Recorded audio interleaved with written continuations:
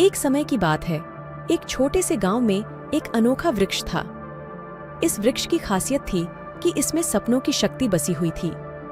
गांव के लोग इस वृक्ष को जादुई मानते थे और उसकी संपत्ति को लेकर बहुत ही चाहते थे।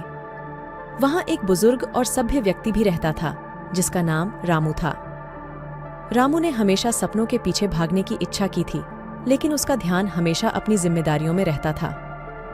एक दिन उसने जादुई वृक्ष की ओर देखा और सोचा, क्या यह सच है कि यह वृक्ष सपनों की शक्ति से भरा है? रामू ने निर्णय किया कि वह इस वृक्ष की यात्रा करेगा। अगले दिन रामू ने अपना बास्केट लेकर जादुई वृक्ष की ओर निकला। रामू ने ध्यानपूर्वक वृक्ष के आसपास घूमा और उसकी प्रकृति की सुंदरता को देखा। फिर उसने वृक्ष की छाल को हल्के से छूने की कोशिश की।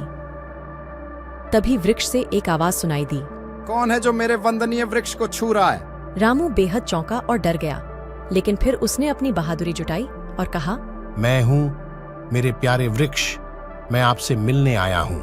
वृक्ष ने कहा, तुम्हें धन्यवाद धरती के बच्चे कि तुमने मुझे सम्मानित किया है। फिर वृक्ष ने अपनी जड़ों से एक मानव के रूप में निकला।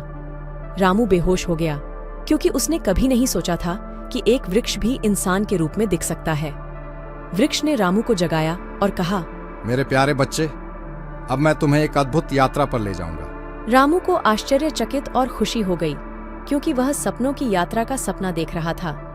फिर वृक्ष ने अपनी शक्ति से रामू को एक जादुई द्वार दिखाया और कहा, यह द्वार तुम्हें अपने सपनों की यात्रा में ले जाएगा। रामू ने धीरे से द्वार को खोला और अंदर चला गया। वहां उसने एक सुंदर सपने की दुनिया देखी जो उसकी आंखों में जादू भर दिया। रामू ने अपने सपनों को पूरा किया और वह बड़ा आत्मसमर्पण सहित वापस आया।